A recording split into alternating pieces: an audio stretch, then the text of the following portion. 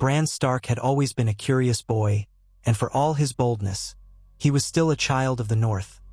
Earnest, sharp-eyed, with an aptitude for climbing that once felt like his path to a kind of freedom. Summer snows drifted across the battlements of Winterfell the night it all began, but he was not permitted to climb anymore, not since his fateful fall. Yet that fall had brought him gifts he had not dreamed existed. In the deep hush of lonely corridors and the uneasy quiet of his bedchamber, he had come to recognize that the old gods were stirring. They whispered through the weirwoods, and sometimes in the depth of night, he sensed shapes moving just behind his eyelids when he let his mind wander. He had begun to see visions. In the earliest nights after his fall, the visions had been no more than nightmares. Creaking ice, dead eyes, and swirling snows. But as the nights passed and winter pressed its pale breath closer against the castle walls, the nightmares grew sharper, more urgent. The first time he truly understood what he was seeing. It was daybreak, and he felt himself in a forest glade beyond the wall, accompanied by the groaning hush of ancient pines pressed under layers of frost. He saw pale figures with a luminous blue radiance in their eyes. They were the White Walkers, creatures of cold and death, half forgotten in old songs. In the vision, they advanced upon an encampment of wildlings. Though the savage people of the far north looked terrified beyond measure, the Watchers froze the earth with each step. Bran sensed death, but it was not the ordinary end of life that sometimes came gently in the night. It was a choking, icy annihilation, an unstoppable force. That same morning, battered from his night's revelations, he had told Maester Luwin what he saw. Luwin sighed gently and folded his hands, eyes full of sympathy. He listened but spoke carefully about dreams, illusions, and bedtime stories. Bran did not feel heard, not truly. Yet the visions persisted. They returned each time more insistent, showing him the flight of ravens from Eastwatch by the sea, monstrous silhouettes looming in the swirling dark, and the frantic horn calls of the Night's Watchmen. Bran would wake choking on unshed tears, a cold sweat glistening on his brow. If he only had his legs, he would have tried to ride north and look for himself. But that was impossible. He had to rely on his words, his father's ear, and the loyalty of those around him. It was with trembling determination that Bran sat in the great hall the next morning, resolute despite the dulled ache in his useless legs. His father, Ned Stark, presided over a subdued winter breakfast with Lady Catelyn at his side. Sansa and Arya bickered softly about some trivial slight. Robb was stiff with exhaustion from the training yard, and Rickon fidgeted in his seat. The gloom of the long winter nights weighed on them all, but Bran saw a deeper gloom cloud his father's face when he looked at him. Ned's fear for his second youngest son's well-being was evident. It was out of love, but it left a sting in Bran's heart.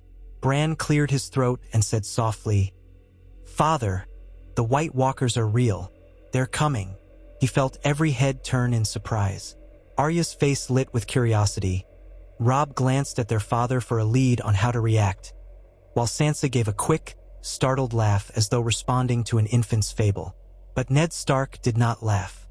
He only frowned, a subtle heaviness in his eyes. He had heard stories from Benjen, from Old Nan, but his sense of duty had always anchored him in the real, tangible world. Then Bran told him in halting, breathy words of the visions.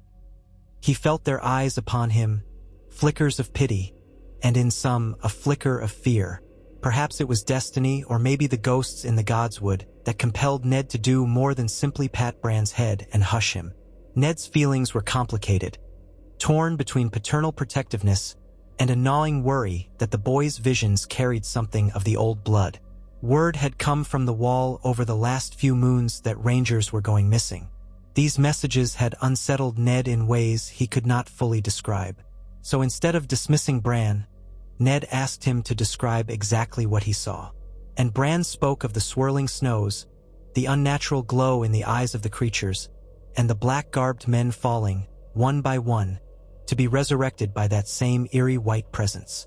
"I need to send word to Jon," Ned said at length, voice gruff. Jon had taken the black, was a sworn brother of the Night's Watch. If there is anything out there, anything more than rumor, he would know. He rose to leave, placing a comforting hand on Bran's shoulder. There was a solemnness in his gray eyes, as if he had seen something dire in the lines of Bran's face. They both felt the gravity of it, though no one else at the table could fully understand. Not long after that, Ned Stark's concerns shifted drastically when another raven arrived from Castle Black. The letter was short, urgent. It told of sightings. Half-rotted corpses walking by moonlight, swirling mists in the forest, the sudden rising of unnatural storms. And still, there was talk of White Walkers. The words alone made the hair on Ned's arms prickle. This letter carried the fear that something beyond mortal understanding was stirring. Ned knew he could no longer pretend they were only stories, especially if Bran's visions aligned so well with the men of the Watch. In that moment, he recognized a call to action. Ned Stark sat with the letter clenched in his fist, a muscle quivering in his cheek. For long minutes, he stared into the flickering hearth of his solar, while his son's voice replayed in his head. Then he made a choice, one that would alter the fates of kingdoms. He would go south, not to accept some political invitation or to investigate personal intrigues, but to bring the truth to the king.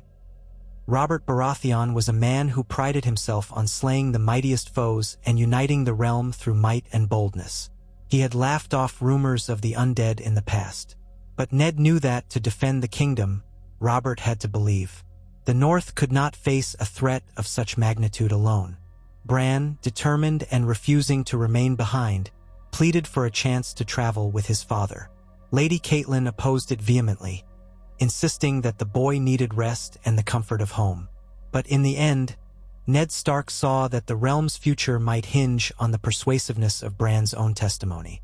He also knew that if the king asked how a young boy received these visions, having Bran speak of them directly would help. So with a contingent of guards, Ned, Bran, and a small retinue set out on the King's Road toward the capital. Before leaving, Ned named Robb as the acting Lord of Winterfell, trusting him to maintain order in the north. The journey south was a slow, cold slog. Bran rode in a specially made wheelhouse to spare him the rigors of the saddle, though at times he insisted on riding a small pony, strapped in place, if only to see the land with his own eyes. Whenever he did so, there was an air of resolution about him that made the guards shift in the saddle. The boy had always been a bit dreamy and fearless in his climbing, but now there was a heavy significance in his eyes. They flickered like candle flames whenever talk turned to the mysteries beyond the wall. Wolves howled at night, carried on a wind tinged with frost, as if the cold was chasing them. When at last they reached King's Landing, the city's chaotic streets contrasted starkly with the quiet hush of Winterfell. The capital bristled with tension. There was the usual swirl of gossip about the intrigues of the royal court. People spoke of gold cloaks turning a blind eye to certain crimes, of the Lannisters lording over the court with sly pride, of Varys the Spider whispering in corners. But amidst all that, Ned Stark arrived bearing a dire message. The king was in residence at the Red Keep, and it took little time for him to grant Ned an audience, perhaps out of genuine friendship or because Robert Baratheon had grown bored of his daily hunts for boar and wine. Bran was there when Ned Stark bowed in the throne room. Robert, grown heavier with the years, was slouched on the Iron Throne with a casual disregard for the blades beneath him. A faint grin touched his bearded face at the sight of his old companion. "Ned, you've turned up at last. Come to convince me to ride off on some fool campaign in the north, have you?" he asked, half laughing, though a sliver of curiosity sparked in his eyes. Ned's mouth was a grim line. "My king, I come bearing news that concerns the safety of the realm. We have had reports, visions. There is a threat rising beyond the wall. My own son, Bran, has foreseen what the Night's Watchmen confirm." At that, Robert's glance shifted to Bran. He recognized the boy from visits to Winterfell past, but now the child sat upright in a wheeled chair, looking far older than his years. Robert scratched at his beard. "A threat from the north. What is it? Wildlings?" Bran's heart pounded in his chest, but he spoke as calmly as he could. He tried to keep the tremor from his voice. "No, your grace. The dead walk beyond the wall. They wear armor of ice and their eyes are blue as sapphires. One corner of Robert's lip twitched as though he might laugh, but he caught the seriousness of Ned's expression, the trembling intensity in Bran's. He glanced around at those in attendance, advisors, courtiers, the Lannisters. Cersei was there, tall and golden, her green eyes chilly in their own way. Jaime Lannister stood at her side, faintly smirking, but Robert ignored that. Dead men. This is a serious claim. Robert's voice wavered between disbelief and worry. He stepped down from the throne, gauntlets clinking, to approach them. Are you sure, Ned? White Walkers are the stuff of legends. We are sure, Your Grace, Ned said quietly. Too many rangers have gone missing. The watch is sounding the alarm. I would not have come all this way to share an old wives' tale. I trust my son and I trust the men of the Night's Watch. They have witnessed strange events more than once. We cannot let our realm be caught unprepared. For a heartbeat, the only sound was the shuffling of feet and the distant echo of a door opening in some far hall. Then Robert looked at Bran. You've seen these creatures, boy? Truly? Bran felt the intensity of those eyes and forced himself not to wilt. In my dreams, in my mind, I know it sounds impossible. But it is true. There was something about Bran's earnestness and the knowledge that Ned Stark did not deal in fancy or fabrication. Combined with the fresh rumors from the wall, it made Robert's chest tighten. By the gods! If this is true, we need to be ready. He could not keep a hint of awe from his tone. I never thought. Standing to the side, Cersei let out a small, disbelieving snort. Surely, my king, you're not going to it. Quiet, Robert snapped, though not with anger so much as confusion and frustration. Then he turned back to Ned. If the Night's Watch is certain and your boy's seen it, perhaps it's time we pay attention. The realm cannot suffer if we do nothing, and these rumors prove true. It was a response beyond anything Ned had dared hope. In that moment, Ned realized the power of Robert's old respect for him and also the weight of a vision delivered by an innocent boy who had nothing to gain by lying. The king clapped a hand on Ned's shoulder and declared, in front of everyone, that he would muster support. At the very least, he would send a sizable force to the wall to investigate and prepare for any threat. With that declaration, the mood in King's Landing began to shift. Rumors swirled. Some still scoffed and whispered that Robert was losing his wits, chasing ghosts in the snow. Others remembered that winter had grown long and harsh and that the North was a strange land of old gods and half-forgotten legends. If the Starks believed in the threat, then perhaps it was real. Ned Stark, for his part, found himself in council meetings every day. Lords and knights from across the Seven Kingdoms, Tyrells, Redwynes, Tullis, were pressed to send men north in a temporary alliance with the Night's Watch. Even the Lannisters, though clearly reluctant, could not openly refuse the king's call. Tyrion Lannister, sharp-witted and curious, asked pointed questions about the evidence, rummaging through historical accounts, apparently intrigued by the possibility that the White Walkers might be more than bedtime tales. Tywin Lannister, far away in the west, was rumored to be considering what he might gain if such an alliance forged new bonds among the houses. Everyone had their reasons for supporting or at least not obstructing the king, but on the surface it appeared that the realm might indeed unite. Bran watched it all from his wheeled chair, feeling relief but also dread. It was good that people believed him, enough, at least, to mobilize. But each night, the visions returned, darker and bloodier. He dreamed of an army of silent whites, guided by the tall, frost-white figures whose eyes shone like fallen stars. In these dreams, the Watch was forced to retreat, battered by storms of ice. Terrified screams echoed across glacial expanses. Bran would bolt upright in bed, gasping for air, only to find sweat-soaked sheets and his heart pounding like a hammer on an anvil. He told his father, who listened grimly. Then we must move faster, Ned said. We must send men north and see for ourselves. If we can confirm the threat, the king can gather the realm in earnest. The next few weeks were a blur of raven-sent letters, supply requisitions, and uneasy alliances. Robert's court bristled with knights from the Vale, storm lords loyal to the Baratheons, and delegations from Highgarden. Houses arrived to show their loyalty or at least to keep an eye on matters. Robert appointed Ned Stark as the commander of this new expedition to the Wall, naming him the king's hand in all but name with regard to the northern threat. The official position of Hand remained in the capital, where it was rumored Robert would fill that seat soon, but concerning the White Walkers, Ned had full authority. Amid all this, Robert confided in Ned in quieter moments, in a small solar off the Great Hall. He poured wine, though Ned refused as always. Robert scratched at the stubble beneath his chin and said, I hated even the thought of magic, old ghosts, any of that nonsense. I won the throne with a warhammer in my hands. I prefer a battle I can see.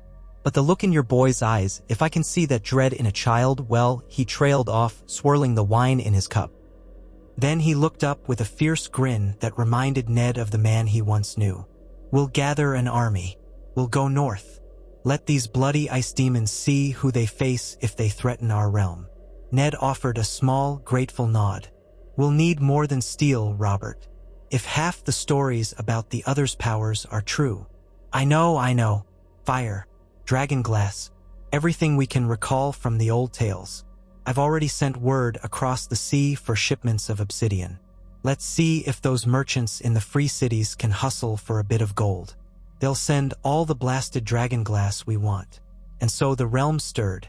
Blacksmiths clanged away, forging heavier armor and new arrowheads. Maesters pored over old manuscripts describing the long night. The wars fought at the dawn of time. Nobles exchanged uneasy glances, uncertain if they believed in the threat or not.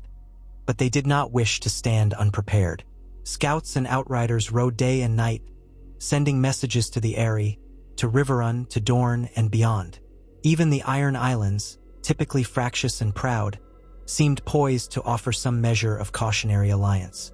Finally, the day came when the king himself arrived in the courtyard of the Red Keep, clad in armor that had to be refitted to accommodate his thickened waist. Banners fluttered along the battlements, showing the crowned stag of Baratheon, the dire wolf of Stark, the lion of Lannister, and more. A retinue of knights, free riders, and lords had assembled to ride north. Robert had argued with Cersei about it, but the queen yielded. What else could she do? Jaime was left in King's Landing to remain with the royal family, but the hound, Sandor Clegane, rode with the king. Tywin Lannister did not appear in person, preferring to guard his own domains, but Tyrion parted ways with the capital to investigate matters on the ground. The dwarf had a hunger for the truth behind these legends. And so a royal host of unprecedented scale in recent memory began the slow trek northward. Bran rode in a small wagon behind his father. Robert often rode near them, muttering complaints about the cold or the monotony of the journey, but always returning to the subject of what lay ahead, a glint of excitement and apprehension in his eyes. The king, it seemed, both dreaded and yearned for a foe truly worthy of his famed hammer. Whispers spread among the camp followers that the boy Bran Stark had the gift of green seeing, that the old gods spoke through him. Some courtiers were superstitious, bowing their heads when he passed. It made Bran uneasy, but in the midst of men who might soon face an army of nightmares, he supposed he understood their fear. One evening, camped near Moat Cailin, Bran found himself wide awake in the deep hours of night. His father and the rest of the camp slept, but he felt drawn to the old stones of the ruined fortress. Hodder, the gentle giant who had accompanied the Starks, was close by, dozing lightly, but Bran motioned for him to remain by the wagon. Bran wanted to be alone with his thoughts. He wheeled himself slowly under the moonlight until he reached a vantage where the swampy moors stretched out in a hush of mist. He inhaled the damp air, mind drifting on the threshold of wakefulness. Suddenly, the world around him shifted. He blinked and found himself no longer sitting in the courtyard of Moat Cailin, but standing, in the heart of a snow-laden forest. The perspective was odd, the air unnaturally still. He turned and saw a weirwood tree with a face carved into it, its red sap like tears of blood. In the hush, a deep voice spoke inside his mind. The hour is late. The darkness gathers. You must hurry. Bran tried to form a question, but no sound emerged from his lips. A swirl of snow threatened to blind him, and in that swirl he glimpsed many shapes. The flash of Longclaw, a dire wolf howling, the king's banner whipping in an icy wind. Then he saw a storm of white bodies, the undead moving toward the wall, unstoppable. He saw heartbreak, he saw steel shatter. He saw fires blazing in the night. He gasped and was back in the ruins of Moat Cailin, panting, tears on his cheeks. He had never felt the presence so strongly. Whatever old magic the Greenseers possessed, it urged him forward. This was no game, the realm was in mortal peril. When he told Ned in the morning, his father's face paled. Then we cannot tarry, Ned said. We must press on. So they did. The host reached Winterfell in a matter of weeks, where Lady Catelyn and Robb greeted them with a mix of relief and dread. The king feasted in the Great Hall, though it was a sober affair. The old familiarity between Robert and Ned warmed the room a bit, but there was an undercurrent of tension that all could sense. Word had arrived from the wall, another ranger patrol lost, more sightings of the dead in the forest. Men whispered of entire wildling clans disappearing without a trace. After a brief rest, the host moved on, now swollen by northern bannermen, including the Umbers, Karstarks, and Glovers. They marched through increasingly harsh weather toward Castle Black. The scale of the venture was staggering, an army many thousands strong. Riders had been sent to coordinate with the Watch. Jon Snow, upon hearing from Ned, had urged his brothers to prepare as best they could. At last, the black granite walls of Castle Black came into view through the swirling snow. The men of the Night's Watch lined the parapets, gazing in astonishment at the approach of this grand host. Jon Snow stood at the forefront, face half illuminated by the torches. Beside him, Samwell Tarly looked on nervously. The grizzled commander Jeor Mormont wore a solemn expression. This was the greatest array of forces to come north in generations. And all because the realm believed in the White Walkers, or at least feared the possibility enough to unite. Robert Baratheon dismounted with a grunt and walked toward Mormont, a swirl of snow eddying around him. "Commander, you have the king's gratitude for hosting us," he said, voice echoing across the icy courtyard. "I hear you've got a ghost story for me." It was Robert's attempt at humor, but the tension in his tone was obvious. Jeor Mormont met the king's gaze. "I wish it were only a story," he said in a gravelly baritone. "We've lost good men. The dead do not stay dead beyond the wall."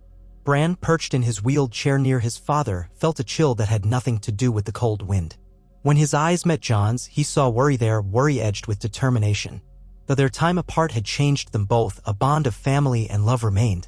That night, as the leaders of the expedition huddled with the senior Night's Watch officers in the common hall, the truth of the threat pressed down on them like the weight of an avalanche. Rangers spoke of glowing blue eyes, the stench of decay. They described how a slain comrade had risen again, how a blow from ordinary steel had little effect. "We only brought it down with fire," one ranger recalled, shaking as he spoke. The hush around the table was absolute. King Robert drained his cup in one motion and demanded another. "We've come prepared," he said, forcing a bravado he did not quite feel. "We have a stock of dragonglass. Fire barrels. Men, if it's a fight these monsters want, by the gods, we'll give it to them." Ned placed a reassuring hand on Robert's shoulder. "We'll need to see what we face. A scouting party." A disapproving noise escaped from the king's throat. "We can't just send a small band. We tried that once and they vanished. I say we move in force." "I measured force," Ned countered. "We cannot risk the entire host on unknown ground." Jon Snow spoke up, voice quiet but firm. "Lord Stark is right, Your Grace. The wildlings have told us that the dead ride in large packs. The terrain is treacherous. We need to carefully chart our approach. A full host might be too large, too slow."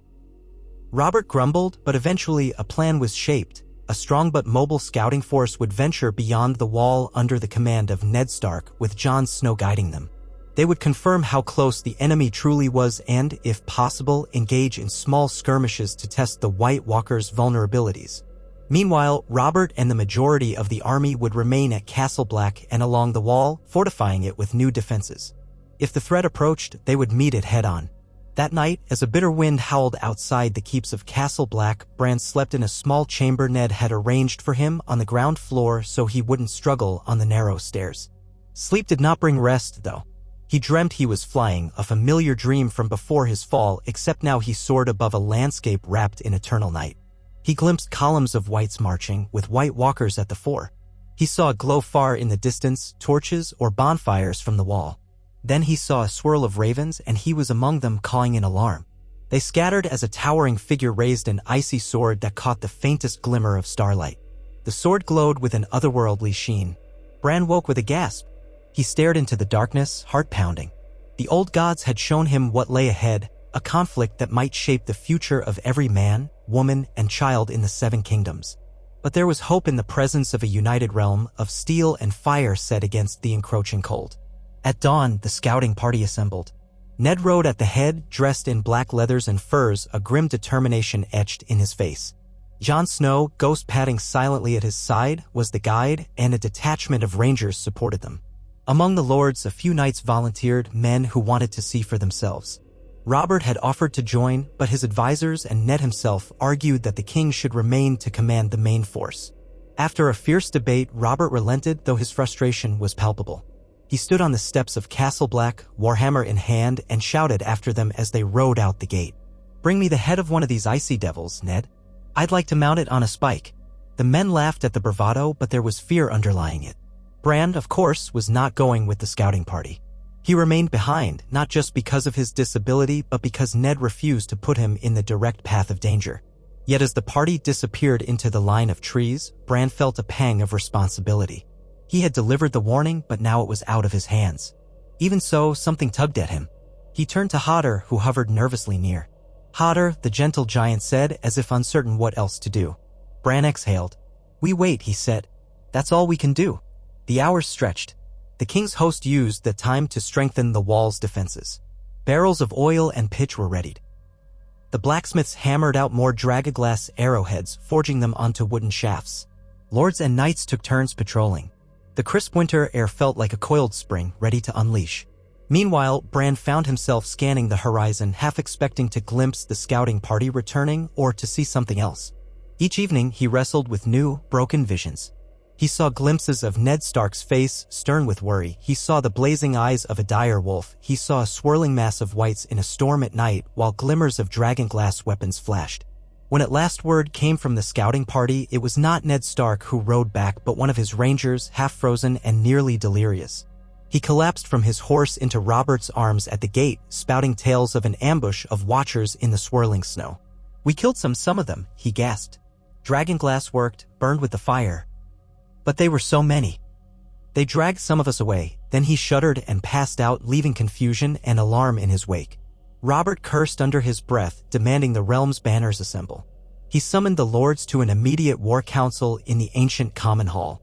The ranger, once revived, explained haltingly that they had encountered a roving band of undead near Craster's Keep. White Walkers had guided them, silent and graceful in their lethal efficiency. The men fought bravely, using fire, arrows, and dragoglass knives. They destroyed several whites, and one White Walker had shattered like glass under a dragonglass spear. But the creatures retaliated with uncanny speed. The night fell, and the swirling snow made them almost invisible. Men screamed, horses panicked, and the living found themselves separated. "What of Lord Stark?" Robert demanded. His voice boomed through the hall, echoing against the stone walls. The ranger hesitated, eyes flicking down in guilt. "Alive, as far as I know. He rallied us. Jon Snow too, with his dire wolf. They were trying to regroup when I was sent to alert the king." Robert pounded a fist on the long table.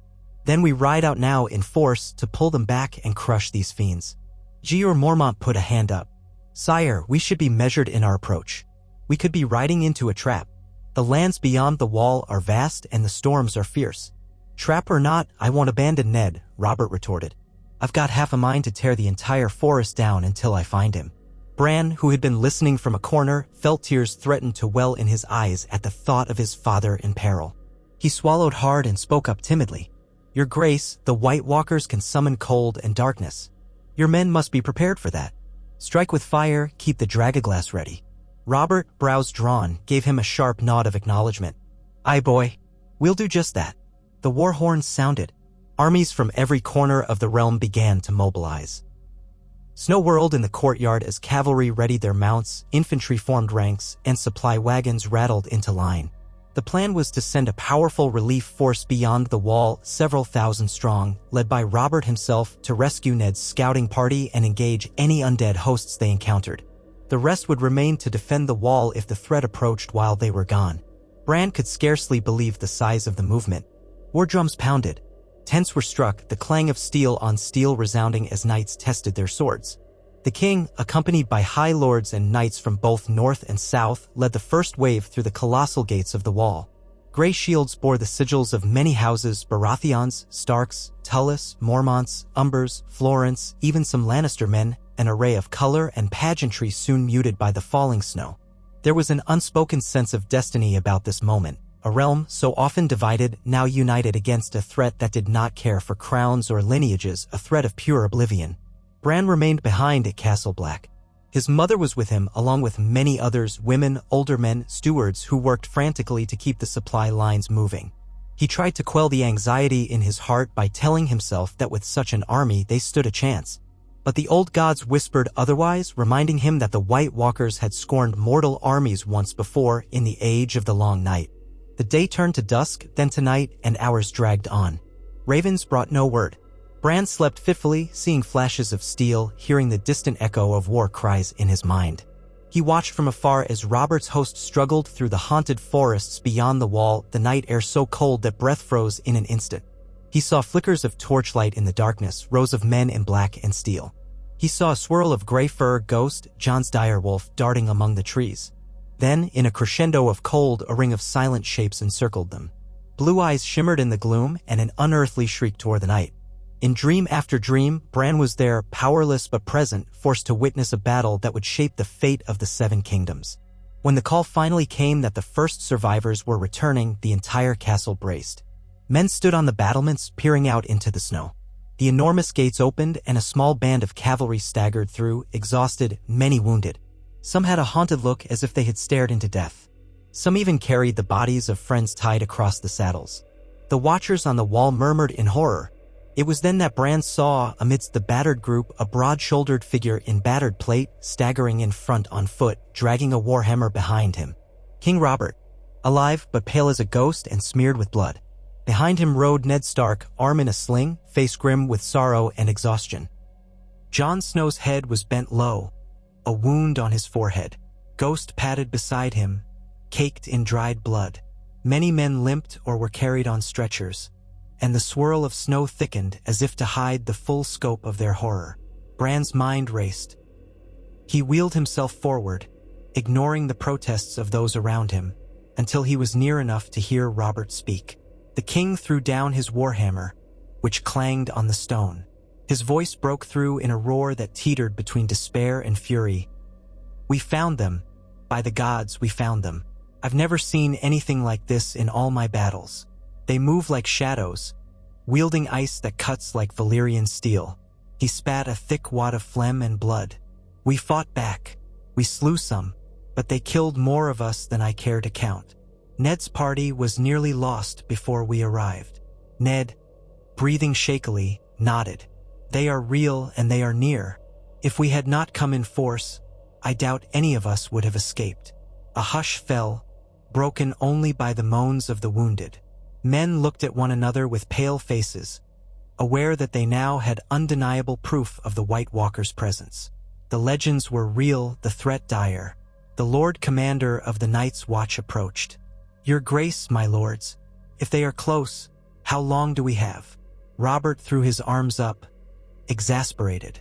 "A day? A fortnight? They vanish into the snow as soon as the sun even thinks of rising. I guess they'll come for the wall, though. They want what's beyond it." Ned's voice was quiet but steady. "Then the wall is all that stands between life and death, and we stand with it." In the shadow of that statement, the battered army stumbled into Castle Black. Maesters rushed to tend the injured. Wagons unloaded the dead and the dying. Bran felt a lump in his throat at the sight of the carnage. Still, the men who survived told tales of how the dragonglass spearheads and flames could indeed kill the walkers, shattering their ice bodies. The knowledge offered a thread of hope. They were not invincible, but they were cunning, swift, and had many whites under their thrall. The next morning, a storm set in, blanketing the land in a swirling blizzard. Visibility dropped to almost nothing. It was the perfect cover for an attack. Indeed, scouts atop the wall reported shapes in the distance. Dozens, perhaps hundreds, lurking in the swirling snow. Horns blared, and men rushed to their positions. Bran felt his heart thunder as he was ushered to safety in the depths of Castle Black along with other non-combatants. Yet as men scrambled, readying arrows and lighting pitch, Bran could sense that the moment of destiny had come. The White Walkers had arrived. Muffled inside the thick stone walls, he heard the horns again. 3 blasts for White Walkers, echoing across the courtyard. 3 blasts, rarely used, only spoken of in rumor. Terror hammered in Bran's chest. Hotter whimpered, "Hotter," as they waited in a secure tower under guard. But Bran could not simply hide. He felt the power of his vision's search.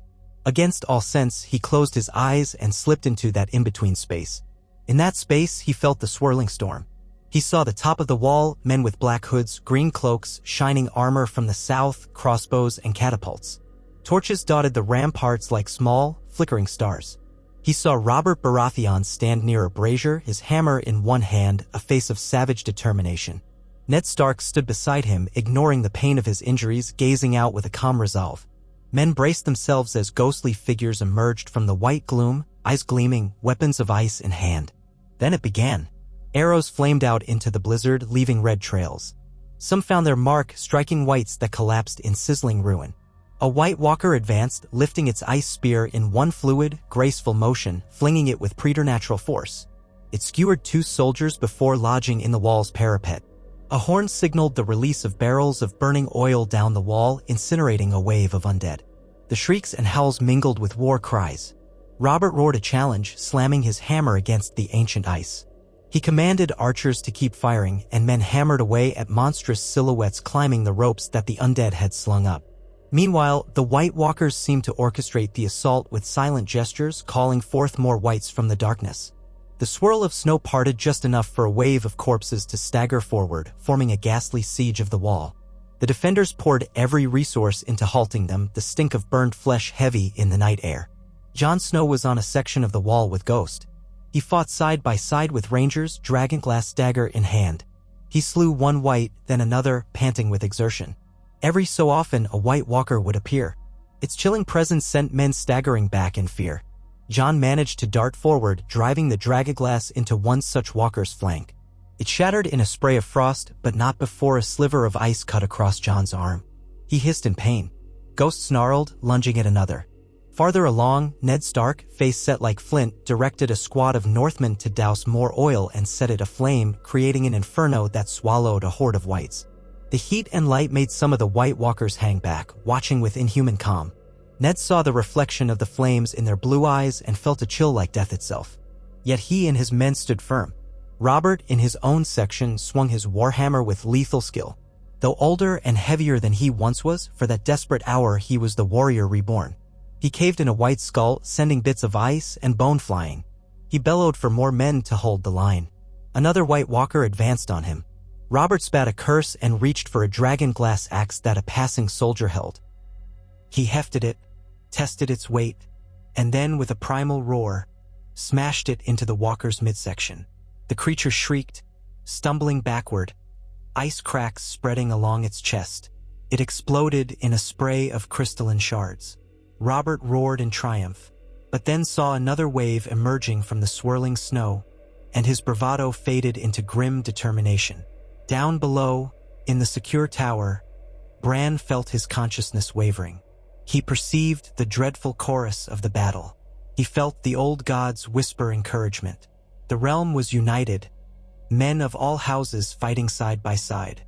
Perhaps that unity gave them the strength to hold back the darkness. But was it enough? The onslaught raged, minutes blending into an eternity of violence and cold. But slowly, the defenders on the wall began to stem the tide. Fire proved an invaluable ally. The whites, though numerous, were vulnerable to flame. Archers peppered them with burning arrows, while oil cascaded down in sheets of bright orange fury. Where the White Walkers ventured close, dragonglass weapons cut them down, if the wielder was bold enough to strike first. Losses were heavy, but the line held. After what felt like a lifetime, the White Walkers withdrew into the swirling snow. The whites that remained collapsed where they stood or retreated mindlessly, as if guided away. A hush fell over the ramparts. The living, panting and battered, watched the flickering torchlight glimmer over a killing field of scorched corpses. King Robert, leaning on his hammer, chest heaving, turned to Ned. "They're gone." Ned shook his head, hair matted with sweat. "Gone for now, but we've proven we can resist them. Perhaps that's enough to force them back for a time." Robert said, shoulders slumped. "But for how long? And how many more of them are out there?" Ned had no answer, only a sense of the grim reality that they stood on the brink of a long and merciless war. But they had won the first battle. That, at least, was something. When the horns sounded the all-clear, men SCU. Ride about to rescue the wounded and douse lingering flames. Bran was allowed to come out into the courtyard. What he saw took his breath away. Blackened patches of snow, body parts of whites that still twitched, lumps of ice that shimmered in the torchlight. and many men injured or dead. Yet there was also an odd feeling of hope. He looked up at the wall, saw flickers of torchlight, and heard men cheering in subdued victory. They had repelled the dead for now. In the following hours, a makeshift command post was set up in the warmth of a large hall. King Robert and Ned Stark entered, accompanied by Jon Snow, Jeor Mormont, and the major lords. Their faces were lined with exhaustion, but a kind of fierce resolve glowed in their eyes. Bran wheeled forward, receiving murmurs of deference from soldiers who had heard of his visions. Jeor Mormont spoke first. "We lost many, but we have proven that the White Walkers can be fought. They are not unstoppable. So long as we stand together, they may not break through." Robert grunted. "We'll need more men, more shipments of dragonglass, more of everything. We must send ravens to every corner of the realm. The White Walkers will attack again. They won't stop until the entire realm is under an endless winter." Ned gazed at Bran. "We must trust in each other. The North, the South. There can be no petty squabbles while this threat looms. The realm must unite, truly unite." Robert's eyes flicked over the blood-stained table. "Yes, by the gods, we either stand together or we die." His voice echoed in the hush. Bran's small voice rose into that quiet. "They'll return with the worst of winter, when the nights are longest. The old gods have shown me glimpses. This was only the beginning." His words hung in the air, a sobering truth. Still, for that moment, Castle Black and the forces of the Seven Kingdoms had achieved what once would have been thought impossible. They had faced the White Walkers and lived. The realm, so fractured by intrigue and mistrust, had joined its strength in a single cause. Looking around, Robert Baratheon saw men from the Reach, the Westerlands, the North, the Riverlands, the Vale, all battling side by side. Differences of creed, house, or ambition had meant nothing that night. And he wondered if perhaps that was the true meaning of the realm. Not who sat the Iron Throne, but whether the living could stand together against the darkness. The next day dawned pale and cold, with the stench of death hanging in the air. Ravens flapped from the rookery, carrying new pleas for aid and warning to every keep and castle in Westeros. Word spread that the White Walkers had indeed returned, but that the realm had fought them off, inflicting losses. Hope sparked across the land, laced with renewed fear. Men prepared as they never had, forging alliances in days that would have once taken months or years. The citadel in Old Town nearly erupted at the deluge of messages describing the undead. Scholars scrambled to unearth old texts on the long night. Noble lords commanded peasants to stockpile supplies. The forges of the Crownlands burned day and night, forging new dragoglass arrows. Over the sea, in Pentos and Bravos, merchants took notice of the huge shipments of obsidian being purchased by the Iron Throne's agents. In the days that followed, the battered yet resolute army remained at the wall, repairing and fortifying. Patrols ventured beyond the wall in larger numbers, discovering pockets of wildlings who had fought the undead on their own. Some were brought to the wall, offered shelter if they would add their strength. Old enmities began to blur. If the dead threatened all, then was there truly any difference between Southron lords and free folk?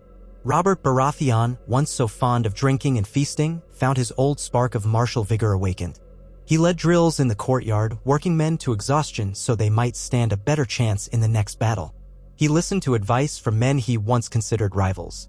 Ned Stark, for all his quiet loyalty, seemed both proud and sorrowful to see Robert changed in this way. Their friendship deepened, tempered by the fires of war.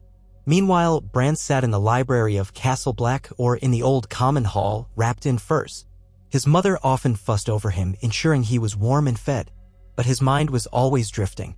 Sometimes he would close his eyes and see glimpses of faraway things, the movements of the White Walkers, silent gatherings in dark glens. Once he thought he glimpsed a massive shape in the far north, an immense spider-like creature of ice, but the vision faded before he could understand it. Fear coiled in his belly like a serpent. If the realm was to survive, he knew it would only be through unwavering unity and swift action. For all the horror, a glimmer of pride filled him. He, Bran Stark, had brought them here. If he had never spoken out, never insisted on the truth of his visions, the kingdom would have faced this threat unawares, divided and bickering. That alone seemed to justify all he had lost, the use of his legs, his carefree childhood. He was part of something larger now. Perhaps the old gods had chosen him for this. In time, more reinforcements arrived, men from the Reach with wagons of grain, knights from the Vale accompanied by stone-faced archers, even a contingent from Dorne. No longer was Castle Black a remote outpost of exiles and criminals, it had become the beating heart of the kingdom's defenses. Some said they should call it the new heart of the realm. Others merely called it the last bastion of hope. Every day, Ned Stark and King Robert huddled with their commanders, planning. Scouting parties ventured out. Some returned with encouraging news, no sign of a large enemy force. Others reported smaller skirmishes with whites, which were swiftly burned. They inflicted losses on the undead, but no one believed that the White Walkers were beaten. The question hung in the cold air. Where would the next hammer blow fall? Bran tried to glean answers from his half-formed visions. He tried to speak with the weirwood in the small god's wood behind the wall, but the swirling wind and the biting cold made it hard to concentrate. Still, he felt that something immense lay to the far north, something that even the White Walkers feared. He sensed they were gathering their strength, forging an icy strategy in the heart of endless winter. Months passed in a cycle of tension. A fragile peace settled over the wall, occasionally broken by vicious skirmishes. The realm's unity held, at least for now, though rumors drifted south of renewed power plays by certain lords who saw this as an opportunity to claim lands or advantage. Yet King Robert's message was clear: unify or be destroyed. There was no compromise with the forces of death. Bran grew older in those months, or perhaps it was just that he felt older. He made friends with the Night's Watchmen, listened to ghost stories told by wildlings, saw lords from every corner of Westeros gather in a great council in the Shadow Tower. He witnessed a new sense of camaraderie blossoming, as if men realized how petty their quarrels were in the face of oblivion. Then, on one of the coldest nights yet, when the auroras danced in the sky like pale ribbons, Bran found himself gripped by a vision so powerful he collapsed from his chair, thrashing as though in seizure. In his mind, he soared above an immense field of snow, saw thousands upon thousands of whites, their dead faces blank and sightless. The White Walkers marched at their head, tall and fearsome, bearing weapons that glimmered in moonlight.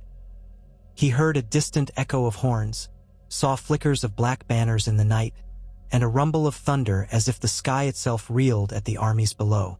Then the vision dove deeper, showing him a silhouette, regal in bearing, crowned with ice. A king of winter, and other beyond all others. Bran felt a primal terror so intense that he nearly lost himself. When he came to, his mother and a maester hovered over him, calling his name. His heart thundered, sweat drenching his temples, yet his skin felt like ice. "They are gathering," he rasped. "A huge host, the largest I've seen. They mean to march on us." Word of Bran's vision spread quickly among the watchers on the wall and the southern lords who remained. Ned and Robert took it with grim acceptance. They had been bracing for this, forging alliances, training men, stockpiling weaponry. The realm was as ready as it could be, and yet, in their heart of hearts, they wondered if it would be enough. Letters flew to every corner of Westeros, urging final readiness. The great lords were told to send every able-bodied soldier north. When this final storm breaks, Robert wrote, "We either stand as one or fall forever." The ravens carried that message far and wide, from Sunspear to Pike to Casterly Rock. Meanwhile, the watchers on the wall waited. Patrols scouted, searching for signs of that vast undead host. The cold grew sharper. Whispers of an unnatural storm brewing in the far north reached them, carried by the wildlings who were still trickling in. With each new arrival, the sense of impending doom deepened. Yet among the gloom, there were moments of light. Men who had once been bitter foes now shared fires and stories. A cell's word from Lys played a merry tune on a battered lute, lifting spirits. Some nights, the watchers glimpsed the dancing aurora overhead, marveling at its shifting colors. Even with the threat of annihilation looming, life clung to hope, forging camaraderie against the dark. Bran spent his days in the company of Hodder, Sam Tarly, and occasionally Tyrion Lannister, who had found himself enthralled by the strange knowledge swirling in the north. Tyrion asked Bran about his visions, about what he had seen. Bran told him of the dreamscapes, the shadowy watchers, the swirl of ravens. Tyrion listened intently, no trace of mockery in his mismatched eyes. "I suppose it's true what they say," he murmured, swirling a cup of wine. "When confronted with the impossible, one must reevaluate everything one believes about the world." Bran simply nodded. There was no other way to explain it. At long last, the Watchers spied the unstoppable storm surging toward them across the tundra, a black horizon that crackled with lightning. Ravens soared back to Castle Black, carrying the dreaded news. The White Walkers' main host was on the march, larger than anything they had faced so far. The time had come. Robert marshaled every able fighter on the wall. Banners of stags, wolves, lions, flowers, moons, falcons, suns. All were represented in the mass of warriors standing shoulder to shoulder.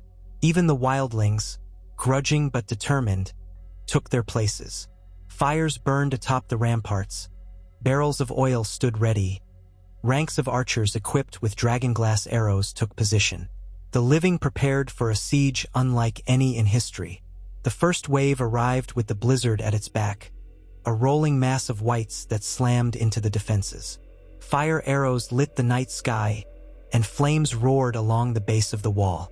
The catapults launched canisters of burning pitch. Screams rang out as the whites pressed forward, heedless of the flames, climbing over the fallen, hacking at gates and grappling hooks. Some were cut down by steel, but only fire or dragonglass truly stopped them. The sky flickered with lightning in the distance, illuminating nightmarish silhouettes as they advanced. On and on it went, until the White Walkers appeared in the swirling gloom. There were so many this time, spread out across a wide front, each one an echo of pure cold. They focused their attention on key points in the wall, hurling icy spears, unleashing blasts of freezing wind that extinguished torches. Men died in droves, but still the defenders stood. Robert Baratheon himself, hammered by the storms, roared out curses and defiance. He directed the men to hold formation to keep the fires lit. Ned Stark fought nearby with a solemn focus, cutting down whites with dragonglass, ignoring the blood that soaked his sleeve from a reopened wound. Jon Snow and Ghost moved like quicksilver, saving those about to be overwhelmed by the dead. And through it all, the thunder boomed, rattling the stones. The night was an endless churn of fear, blood, fire, and ice. At the height of the chaos, a new figure emerged through the veil of snow. Tall, crowned with jagged ice, it exuded an aura of dread so profound that men froze where they stood. Bran, watching through the vantage of his green seer dreams, realized with shock that this was the one he had glimpsed, a White Walker of towering authority, something akin to a king among them. The other White Walkers bowed their heads in deference. This being raised a blade of ice, spidery cracks of blue light running through it. An unearthly cry reverberated across the battlefield. Instantly, fresh swarms of undead lurched forth as though summoned from the earth itself, climbing over the charred remains of their fallen predecessors. Fear threatened to buckle the lines. Even Robert, glimpsing this monstrous presence, felt his bravado falter. But he gritted his teeth. "Focus on him," he roared to the archers. "Bring him down." A volley of flaming arrows arced overhead, but the being swept its arm, conjuring a gust of freezing wind that snuffed out the flames, leaving only smoldering shafts that clattered harmlessly aside. Ned, Robert, Jon, and a handful of the realm's greatest fighters knew that if this being was truly the White Walker King, defeating it might break the rest. With a wordless roar, Robert gathered his bravest men and plunged into the chaos, trying to force a confrontation. The fighting that followed was nightmarish. Whites closed in from all sides, and the White Walkers unleashed blasts of cold that cut men down. The king among them surveyed it all with an almost detached malice and inhuman intelligence behind those sapphire eyes. Jon Snow, battered and soaked in blood, saw an opening. He gestured to Robert and Ned, signaling that he would try to reach the commanding figure with his dragonglass blade. The older men nodded, too beset by other foes to join directly. Jon sprinted forward, Ghost at his side, weaving through the confusion. A White Walker barred his path, delivering a slash that shattered Jon's sword into icy shards. Jon rolled away, pulling free another dragonglass dagger. Ghost lunged, sinking teeth into the walker's leg, and it let out an ear-splitting shriek before shattering. Jon pressed on, heart drumming in his ears. He was nearly upon the crowned figure when it turned those burning blue eyes on him. Jon froze. Fear like nothing he had ever known seized his limbs. The being raised its icy blade. Jon struggled to raise his dragonglass dagger, but he was too slow. The White Walker King swung. Sparks flew as the ice sword crashed against dragonglass, flinging Jon back. He landed hard, air driven from his lungs. Ghost snarled and leapt, but a single look from the being seemed to freeze the dire wolf midair. Ghost fell, yelping as frost coated his fur. A final blow seemed poised to end Jon's life, until a roar of fury echoed across the battlefield. Robert Baratheon hurtled forward, warhammer in one hand, the other clutching a dragonglass-dipped spear. He bellowed a challenge, swinging the hammer. The crowned walker met him head-on, ice sword colliding with steel in a thunderous impact. Robert's massive strength drove the being back a step. But the Walker King retaliated with supernatural speed, slicing Robert's arm and sending a plume of blood arcing through the swirling snow. Robert gasped in pain, staggering. He thrust the dragonglass spear forward, but the being sidestepped, shattering it with one effortless stroke. Robert was left with only his hammer, battered and chipped. Ned Stark joined the fray, arm still in a sling but brandishing a dragonglass blade with his free hand. He attacked from the other side, forcing the crowned walker to split its focus. Yet its speed was too great. It parried Ned's strike, sending him spinning away, blood darkening the snow. All seemed lost, but a sudden bright glow lit the battlefield. Men and women across the wall gasped. There, standing behind the White Walker King, stood a figure wreathed in flickering orange light, carrying a torch that burned unnaturally bright. It was Melisandre, the Red Woman newly arrived from the south. Whispers had told of a sorceress who served the Lord of Light. She lifted the torch like a banner. "The night is dark and full of terrors," she intoned, voice cutting through the howling wind. The flame in her hand flared, forming a sword of living fire. A shriek of rage escaped the Walker King. It recoiled from the blaze. Robert, seizing the moment, swung his hammer at the being's chest with all his might. Ice cracked, but still it stood. Melisandre thrust the flaming sword at it, and the creature shrieked, stumbling backward as the flames licked its icy form. Jon Snow, regaining his feet, lunged in from the side. He drove his last dragonglass dagger into the Walker King's back. A spiderweb of cracks raced across its frozen flesh. With a final, piercing wail that echoed in the souls of all who heard it, the crowned White Walker shattered into 1,000 shards of ice that vanished in the swirling storm. For one breathless moment, the battlefield was utterly still. Then, as if a spell had been broken, the mass of Whites and White Walkers retreated, their cohesion shattered. Some fell, motionless corpses again. Others withdrew into the darkness, leaving the defenders of the wall trembling on their feet or collapsed in the snow. Jon sank to his knees, tears freezing on his cheeks. Ghost stirred, the frost dissipating from his fur, but the dire wolf whimpered in pain. King Robert stood panting, bleeding from a hideous wound on his arm, leaning heavily on his battered hammer. Ned Stark clutched his side, wincing. Melisandre watched silently, her flaming sword extinguishing into faint embers as the swirling wind died. Somewhere on the ramparts, a cheer rose, quiet at first, then growing in force until it became a triumphant roar. They had stood against the might of the undead and cast down their king for now. Men embraced, sobbed, raised weapons in victory. The unity of the realm, fueled by the knowledge of their shared doom, had proven mightier than the White Walker's cold malice. And in the frigid courtyard, Bran Stark watched from a distance, tears on his face. He knew in his heart that this was not the end of all threats. Other nightmares might yet stir in the world, but they had won a chance at life, a chance for spring to arrive and the realm to endure. And they had done so because he had spoken his truth early, igniting a chain of events that united the 7 kingdoms in time to resist the long night. He bowed his head, whispering silent thanks to the old gods. Even if winter should last for years more, even if shadows and storms still loomed, the realm had proven it could stand together when truly tested. And that, more than anything, gave Bran hope that the morning light would break through. Bran Stark sat in his wheeled chair near the hearth in Castle Black's common hall, the memory of that night's chaos still rattling through his mind. The Pyrrhic victory over the White Walker King had bought them precious time, yet he knew winter's darkness was far from banished. The crowned being had shattered into 1,000 icy shards, but too many had witnessed the others slip away into the raging storm.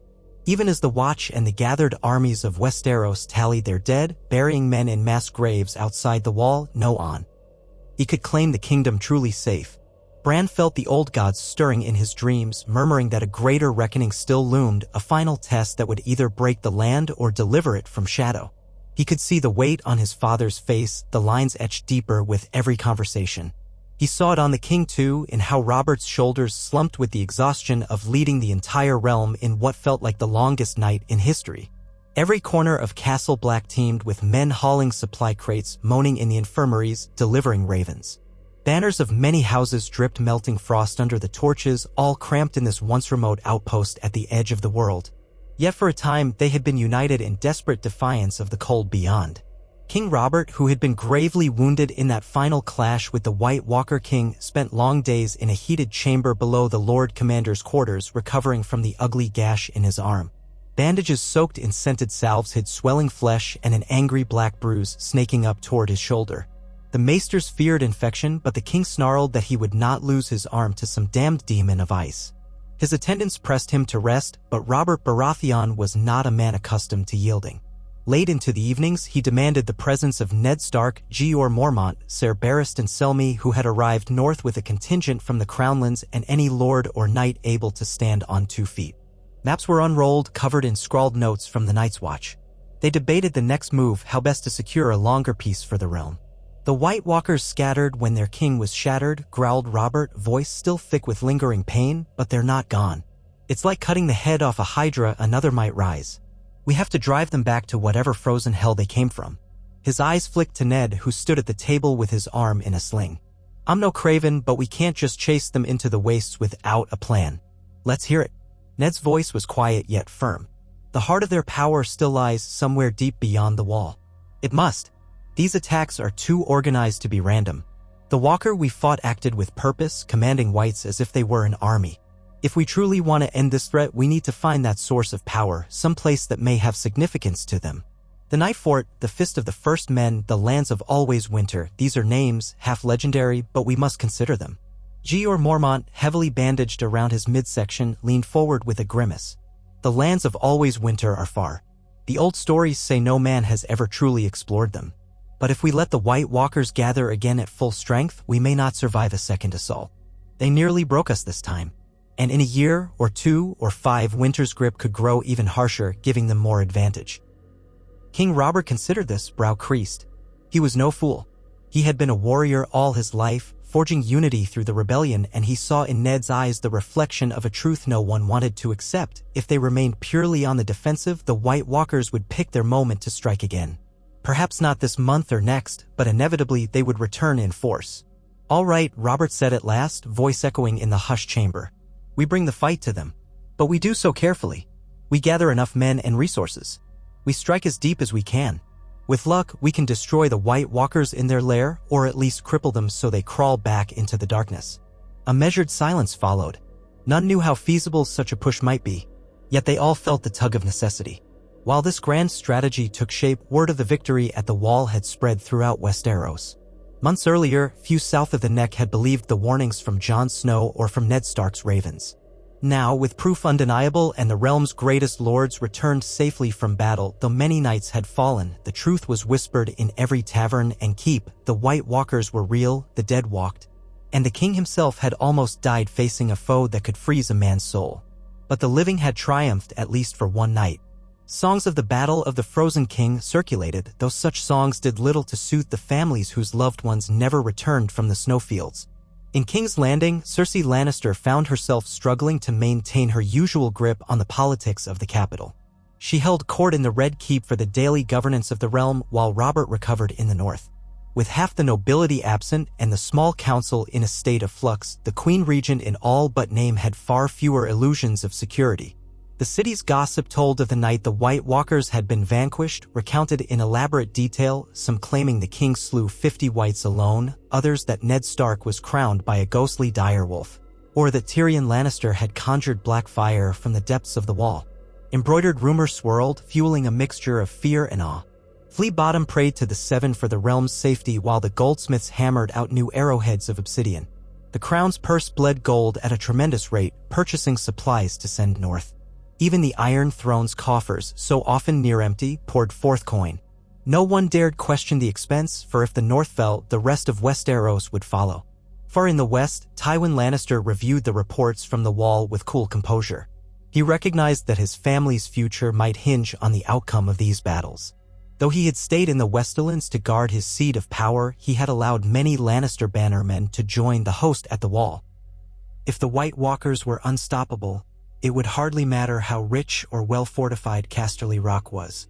Thus, Tywin sent still more shipments of dragonglass arrowheads, forging them in secret to ensure the Lannisters would be seen as indispensable to the war effort. The other great houses, Arryn, Tully, Tyrell, Martell, followed suit, funneling men and material north. All were mindful that any slip in unity might invite chaos, and none wished to be named the house that failed the realm in its darkest hour. Back at Castle Black, winter clamped down harder. Weeks of snow battered the fortress, forcing men to clear drifts that climbed to the ramparts. The deeper freeze made hunting difficult. Food supplies, though steadily arriving from the south, remained precarious. Even so, the plan took shape. A royal expedition, even mightier than the first, would cross the wall come spring's first thaw. They would push beyond the known wildling territories, forging deeper into the ice than any living army in recorded history, all in search of the White Walkers' stronghold. Some openly questioned whether such a place existed, yet none doubted the White Walkers must have a seat of power somewhere among the ancient glaciers. Bran Stark watched the preparations in mingled awe and dread. He had long ago lost track of how many men now slept in the halls, stables, and new barracks thrown up around Castle Black. Ravens flew in and out constantly, carrying pleas and orders. They needed more weapons, more wagons, more horses, more healers. If the upcoming campaign turned into a protracted war in the far north, the realm had to prepare for staggering losses. Bran sometimes wondered if the old gods would watch men march into that white desert, never to return. He confided these fears to his mother, who stroked his hair and reminded him that the realm was not led by fools. The great houses and the king would not fling their men to certain doom without a plan. Yet the plan was still taking shape in the battered war council. Melisandre, the red woman who had arrived from distant lands in the darkest hour, became a subject of both fascination and suspicion. Many knights distrusted her talk of the Lord of Light, but Robert and Ned could not deny her power after witnessing her aid in shattering the White Walker King. She spoke of Azor Ahai, a champion of fire reborn to confront the darkness. Some men scoffed, but others muttered that perhaps the realm's champion had already appeared among them. Some said Robert, others Ned. Still others dared to whisper Jon Snow's name. Melisandre only smiled enigmatically, her red robes swirling in the cold wind, offering no direct answers but plenty of cryptic prophecies. Jon Snow avoided the woman's gaze. She had approached him more than once, speaking of destinies and hidden fires. He was unnerved by it. His focus lay on patrolling the haunted forests beyond the wall, ensuring no renewed threat crept too close. Ghost, wounded but recovering, padded loyally at his side whenever they ventured out. Jon was tasked with leading mixed patrols of Watch Rangers and Southern Knights to keep the area secure. Among his companions was Tormund Giantsbane, a wildling who had come over to the Wall's side after losing too many kin to the undead. Their uneasy alliance proved crucial, for Tormund knew the terrain, the hidden caves, and the ways to track in snow. He also carried with him stories of entire tribes swallowed by a silent blizzard far to the north. Jon saw how these stories haunted him, turning even the jolliest wildling silent with dread. Meanwhile, Bran felt a quiet calling from the Godwood. When the storms relented enough for him to wheel across the yard, he went to the lone weirwood in Castle Black's small Godwood. He placed a hand on its carved bark, feeling the rough grooves beneath his fingers. The face on the tree gazed silently, red sap tears giving it a sorrowful look. As Bran breathed in the cold air, the world seemed to shimmer. Sometimes in these moments, he felt the presence of something vast and ancient stirring in the wood. He had begun to harness the green seer gift that old Nan's tales had once whispered about. He had no teacher save for the weirwood's silent guidance, yet bit by bit he learned to open his mind. At times he had glimpses of vast forests, the rustle of crows, the swirl of snow across an endless icy field. The knowledge came to him in flashes too quick to make sense of. On a night of particular stillness, when the wind had died and the temperature plummeted, Bran woke from a dream with a sense of urgent clarity. He had seen a ravine carved in ice, a gaping fissure in the earth where the winds howled ceaselessly. At the bottom of that fissure, a citadel of pure white glimmered like frost-limed bones. He sensed it was the White Walker's seat of power, a place older than the wall itself. Through the eyes of a raven, he had flown over the entrance to that chasm, witnessing a swirl of unnatural cold that reached up like claws. The vision pulled at him, filling his heart with both horror and resolve. This must be where the White Walkers regrouped, where their shattered king might be reborn or replaced. He told his father the next morning, his voice shaking. He tried to describe the shape of the icy canyon, the pale structures, the deep chill at its core. Ned frowned gravely. If the old gods have shown you this, then it must be real. Or near enough to real that we must investigate. We'll share this with Robert. No doubt we'll be guided by wildling scouts, or your powers, or both. But the land is vast, we'll need something more to find the canyon. Bran pressed his lips together, uncertain how to explain. I don't know how often I can find it in my dreams. But I know it's there. I could almost feel it far to the north, like a heartbeat of cold. Ned nodded. You must try, Bran. If we can confirm its location, we'll have a destination for the expedition. We can't simply wander aimlessly in those wastes. The men would freeze, or starve. Throughout the rest of that winter, Bran honed his focus, guided by the old gods whenever he entered that trance-like state. On nights of calm, he let his thoughts soar beyond the wall. Each attempt left him drained and trembling. Sometimes he returned with only fragments. Broken images of swirling storms, fleeting glimpses of White Walkers prowling the snows. But once, in the hush before dawn, he felt himself carried by a flock of ravens. They glided over a vast glacier, so white it hurt his dream eyes, then banked over a jagged crack in the ice. Peering down, he saw that same ravine, its walls black and sheer at the top, turning to white ice deeper below. Spidery towers sprouted from the canyon floor, carved of ice that gleamed like polished crystal. Bran sensed movement there, as if countless silent figures waited. That was enough. He snapped awake with a choked gasp. By day, he recounted every detail to Ned and the King's War Council. They studied old maps, though none showed such a place. Tormund Giantsbane and a few wildling elders looked pale when Bran described it. One old crone spat on the floor and muttered about the Frozen Hollow, an ancient legend among free folk.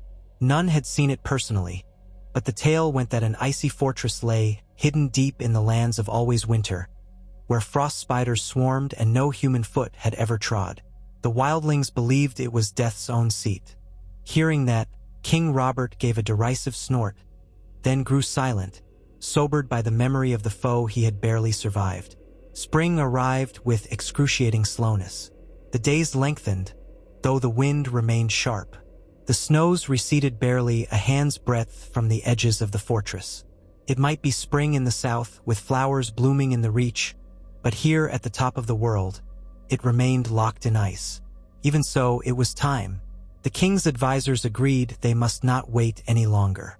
If the White Walkers were indeed reeling from the loss of their crowned leader, this was the moment to strike. Let them find the rumored canyon, the Frozen Hollow, and root out the source of the undead plague. Thus began the final muster. Ravens went out to call upon every war-ready man in the region. Many had already spent the winter at Castle Black or the nearby keeps of the Watch, huddled by smoky fires. Reinforcements trickled in from the southern roads. Knights, archers, foot soldiers, men-at-arms, accompanied by supply wagons bearing bread, salted meat, grain, and barrels of obsidian arrowheads. Horses and mules and hardy mountain ponies were corralled near the wall stables. The War Council decided that traveling too large might doom them by sheer scarcity of food. They needed a powerful host, but it had to be quick and capable of living off meager supplies. Thousands of men prepared, but not tens of thousands. That would be suicidal.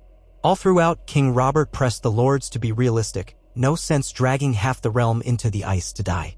The remainder would remain on the wall, ensuring it was never left undefended lest the White Walkers circle around.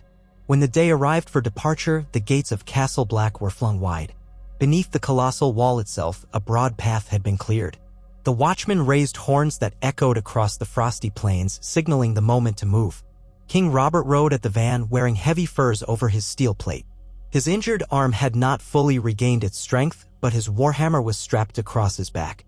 Beside him rode Ned Stark, the sling removed now, though he still carried a tightness around the eyes that spoke of pain. Jon Snow joined them, grim-faced, ghost loping at his horse's flank. Tormund Giantsbane brought a contingent of wildlings who had pledged to guide them deep into the unknown. Knights from the Vale, the Westerlands, the Reach, the Riverlands, the Stormlands, Dorne, all these lords had representation, and their bright heraldry clashed with the stark whiteness of the tundra. Melisandre rode too, her presence quiet yet undeniable, as some men eyed her with a mixture of reverence and fear. Bran was there, but not at the forefront. Lady Catelyn had resisted letting him join, but the king and Ned both insisted that Bran's visions might guide them if they lost their way. Even the wildlings said it was madness to bring a crippled boy into the depths of the land of always winter. Yet in the end, the realm needed every advantage, and Bran's green seer gift might mean the difference between success or doom. A specially designed wagon carried him, well insulated with quilts, with Hodder at the reins. Gilly, once a wildling from Craster's Keep, served as caretaker for some of the wagons as well, and she often looked at Bran with anxious sympathy. Samwell Tarly was assigned to the expedition in a supporting role, though in truth he dreaded every step beyond the wall. Nonetheless, he had proven his worth in knowledge of the others and in the forging of dragoglass weaponry. So the greatest host ever to march beyond the wall set out into the howling wilderness. Days became weeks as they crossed expanses of frozen forests, the trees coated in frost so thick that branches snapped under the slightest weight. They trudged through deep snowdrifts, forging a path with the help of the strongest men in the vanguard. At night, they clustered around large fires, rotating watch shifts, always aware that the undead might lurk just beyond the flicker of torchlight. Occasionally, a white ambush materialized from behind a stand of skeletal trees. Archers loosed flaming arrows, men with dragoglass weapons drove them back, and the threat never rose above a minor skirmish. Yet each attack reminded them that no place was safe here. The deeper they went, the fewer signs of life they found. Even wild animals seemed to have fled, leaving behind only deathly silence broken by the crunch of boots on snow. Spirits rose when Bran or Tormund announced they recognized certain landmarks, a half-buried ridge here, a line of stone cairns there. Yet beyond these meager signposts lay uncharted land. The wind blasted ceaselessly. Men grew haunted with the knowledge that if their supplies ran out or their lines of retreat were cut, they would perish in a wasteland. Even so, on they went. King Robert, to his credit, showed a fierce determination, riding at the head each morning. Ned Stark was his silent, steadfast ally, conferring in low voices about the route or the men's morale. By the 20th day of their journey, the snowfields gave way to a landscape of ice plates and craggy fissures. Tormund and the wildling scouts scoured ahead, returning with shaken expressions. "There's a great rift up ahead," Tormund told Jon Snow and the king, "maybe 3 miles wide. The bottom's hidden by mist." The men exchanged wary glances, uncertain if this was the canyon Bran had described. Bran was summoned to the front. Wrapped in furs, teeth chattering, he peered across the landscape. In the distance, through a swirl of blowing snow, he could see the jagged silhouette of a massive cleft in the icy earth. Even from afar, it seemed ominous, as though the wind that howled around it was not entirely natural. He shut his eyes, striving to recall the dream. Yes, this was it. The shape of the ridges, the sense of depth. He nodded, heart-hammering. This is where I saw them. Down there, deep under the ice. A troubled hush gripped the gathering. King Robert exhaled a frosty breath, scanning the chasm. No sense waiting for them to ambush us. We do this carefully. Bring up the scouts, find a path down. They approached the canyon's edge, the enormous host spreading out across the ridgeline. What they beheld made many men pale. A vast fissure split the land, curving out of sight in both directions. The swirling snow and ice-laden fog made it impossible to gauge how deep it went. Occasionally, a gust of wind would peel back the fog enough to reveal black walls dropping hundreds of feet. At intervals, strange glimmers of pale light reflected from below, though no one could be sure if they were seeing ice crystals or something else. Melisandre's red robes stood out against the whiteness as she stared into the chasm. "I feel a great coldness there, a shadow that has slept for uncounted ages," she said quietly. "And if it wakes fully, it will cover the world in eternal night." Men muttered uneasy prayers to the Seven, or to the old gods, or to the Lord of Light. In that moment, King Robert's voice rang out. "Form camp here. Tomorrow we attempt a descent. We must see what lies below. If our enemy is down there, we'll meet them on our terms." That night, fires burned bright in a ring around the camp at the canyon's edge. There was precious little wood left in these wastes, so the men used coal, oil, peat, anything they had hoarded along the journey. The wind shrieked like a living thing. Some said they heard faint moans drifting up from the canyon. The tension grew so thick that even Robert's usual brash humor fell silent. Only the howling wind and the crackle of flames accompanied the men's last meal before what might be the final confrontation. Bran could not sleep. He stared at the tense canvas roof, listening to the wind. Eventually, he closed his eyes and tried to reach for the weirwood dream. It was difficult. There were no heart trees here, no sign of the old gods except the endless ice. Still, he managed a sliver of awareness, a half-dream. He floated above the camp, as though carried by an invisible current, and peered down into the chasm. In that dark place, he saw shapes moving, pale and silent, their eyes glowing blue. Thousands of them, arrayed like an army waiting for a call to arms. Among them rose spindly towers, carved from ice, and in the largest tower a throne of black ice that radiated a deathly chill. Bran sensed a presence there, something old and malignant. The crowned king they had slain was but one of many that served this ancient force. At the center, he glimpsed a flicker of swirling darkness and cold fire. Then he felt it turn its attention upon him. A conscious awareness that saw him, recognized him, and reached out.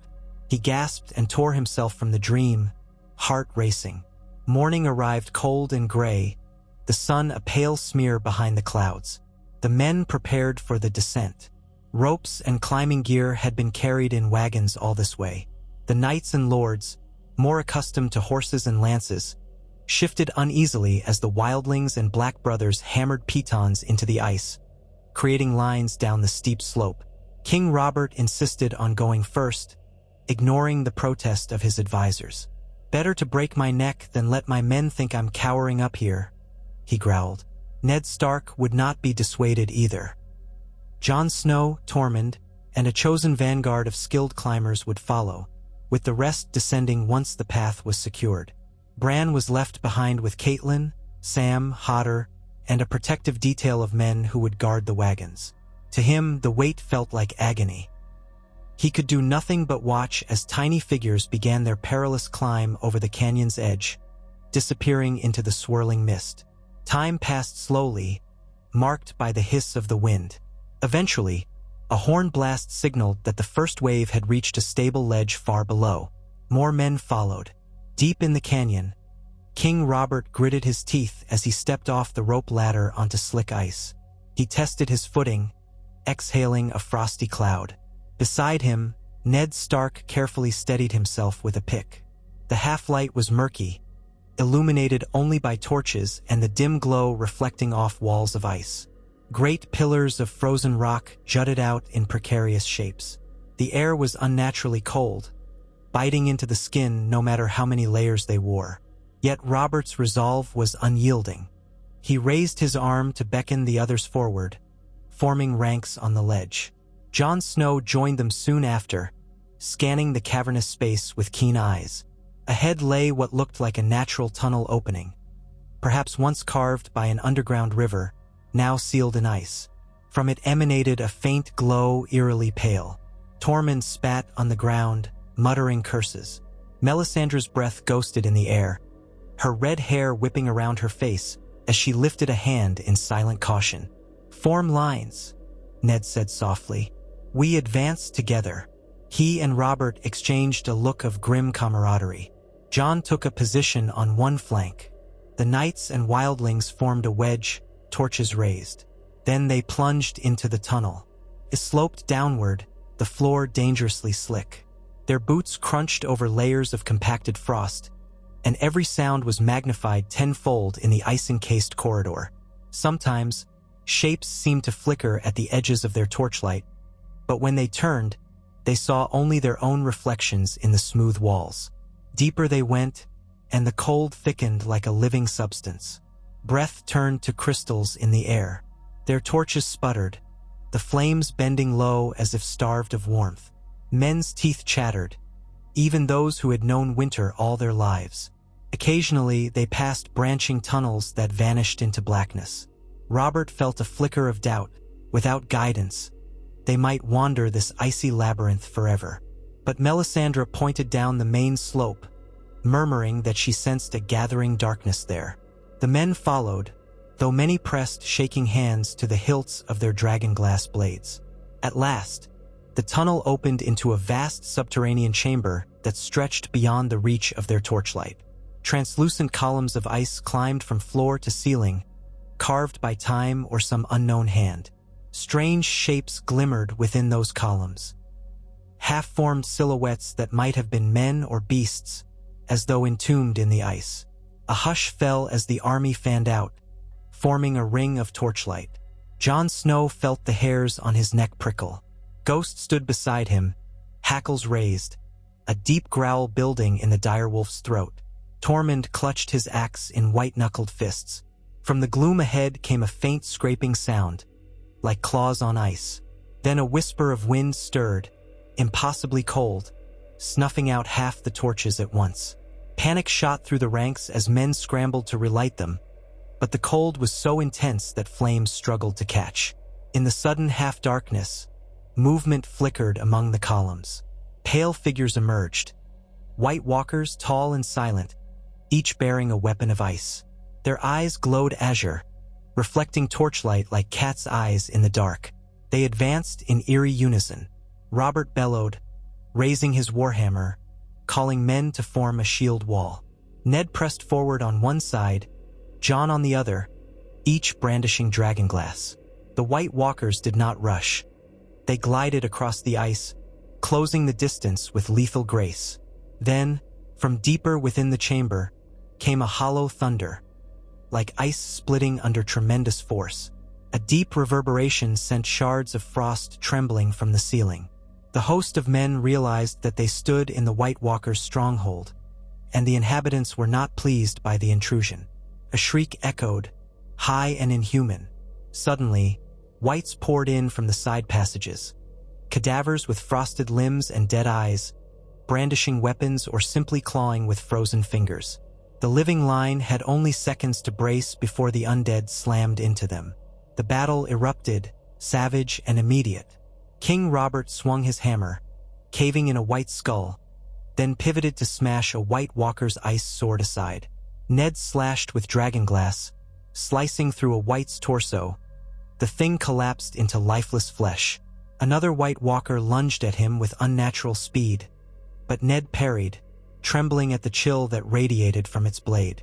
Jon, heart hammering, ducked a white swipe and drove his dagger into its chest, letting it fall, then turned to block another. Ghost tore out the throat of an undead wildling. Across the wide cavern, flickers of red flame appeared as Melisandre tried to kindle her sorcery, but the cold currents seemed to fight her, snuffing out the fire before it could roar to life. Though outnumbered, the living fought with desperation and skill. The front ranks pressed the whites back, while archers in the rear loosed dragonglass-tipped arrows at the White Walkers. Some found their mark, shattering the inhuman creatures. Yet more emerged from the shadows, a seemingly endless horde. Slowly, the army advanced deeper into the cavern, step by bloody step, searching for the core of this unholy place.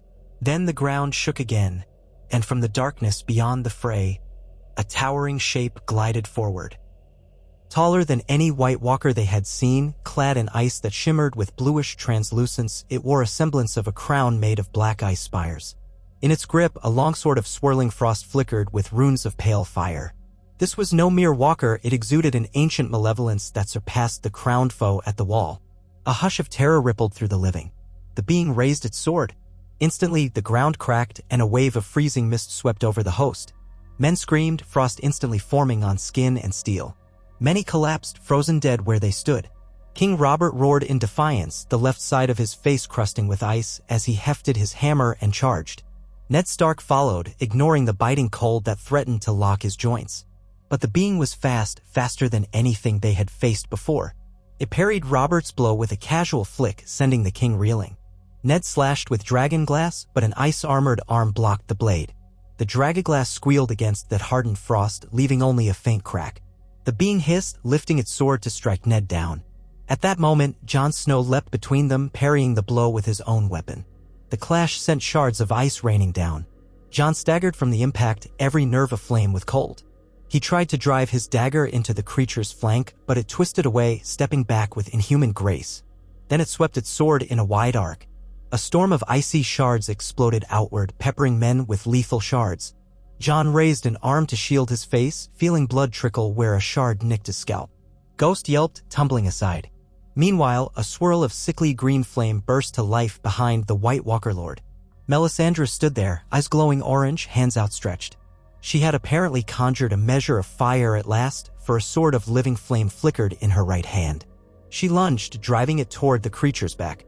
The being let out a terrible shriek, swirling around to block. The sword of frost and the sword of flame met, sending a ring of steam and sparks through the air. The clash reverberated through the cavern, cracks spidering in the icy walls. Robert seized the opportunity to strike from the side. Though half-frozen, he lifted his hammer with a roar.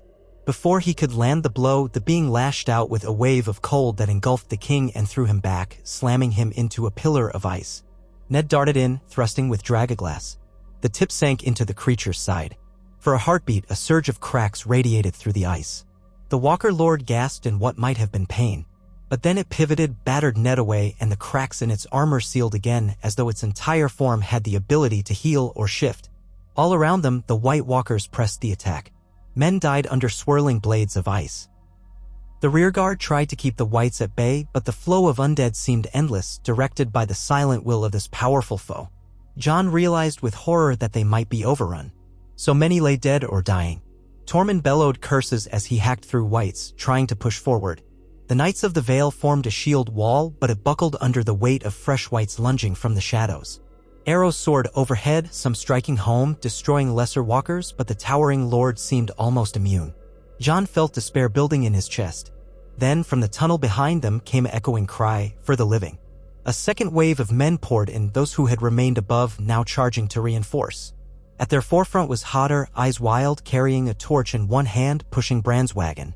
Bran sat upright, covered in heavy furs, his expression blazing with sudden fierce purpose.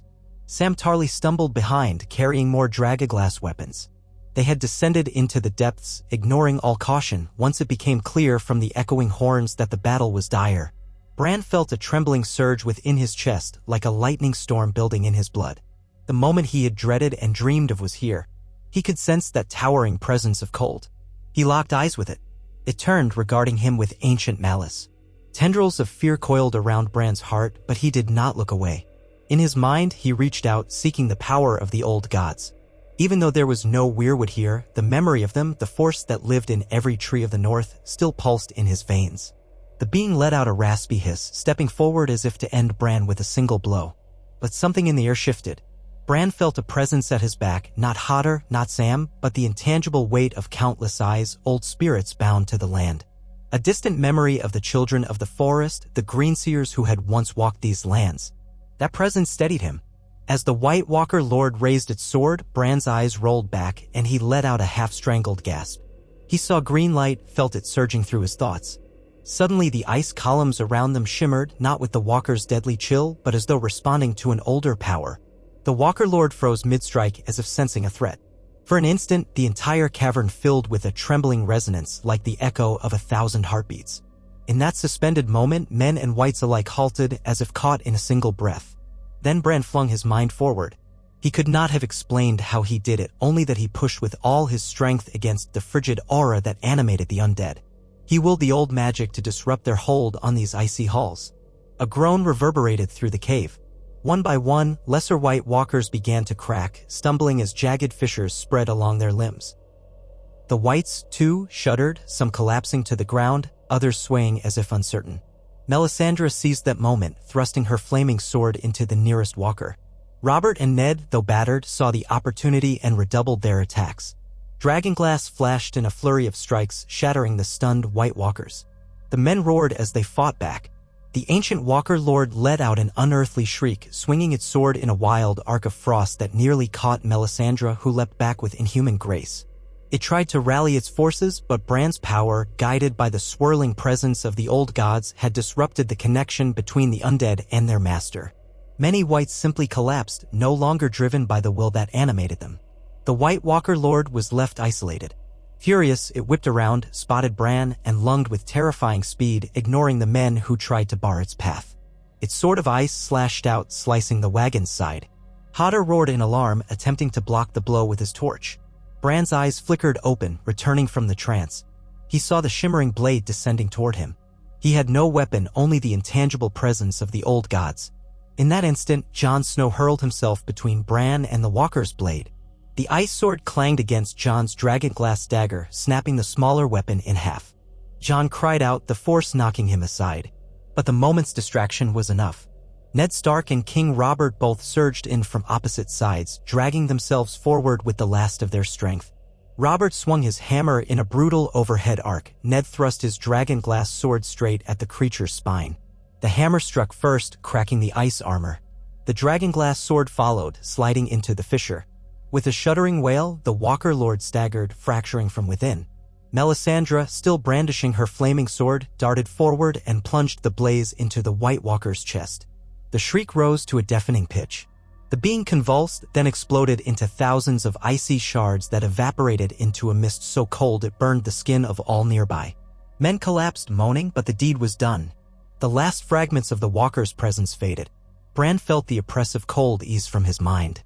One by one, the remaining whites in the cavern dropped, lifeless once more. A ringing silence enveloped the survivors. Torchlight flickered on the walls of ice, illuminating the carnage, broken bodies, shattered columns, steam rising from the collision of supernatural forces. The living forces stood, panting or kneeling in the snow, hardly believing they were still alive. Robert dropped his hammer with a clatter, his chest heaving as if every breath were a struggle. Ned sank to one knee, pressing a hand to his bleeding side. Ghost limped to Jon's side, licking at his face. Melisandre's sword vanished in a swirl of embers, the Red Woman herself trembling with exhaustion. Bran could only stare at the spot where the Walker Lord had stood. He felt tears on his cheeks, though he wasn't sure if they were from relief or lingering terror. Hodder hovered protectively, repeating Hodder under his breath. Sam Tarly stumbled forward, panting, eyes wide. Is it over? He whispered. No one could speak for a moment. Finally, King Robert found his voice, raw and hoarse. Yes, he rasped. I think we've done it, by the gods. Jon Snow pushed himself upright with a groan. The rest? He gestured to the now inert whites littering the floor, lumps of rotting flesh or iced bones. None so much as twitched. Whatever unholy power had driven them had been severed. The watchers among the men saw no sign of White Walkers lurking. They seemed truly gone. A hush settled, broken only by the trickle of melted ice from shattered columns. Light every torch you have, commanded Ned, voice shaking. We need to secure this place, see if any threats remain.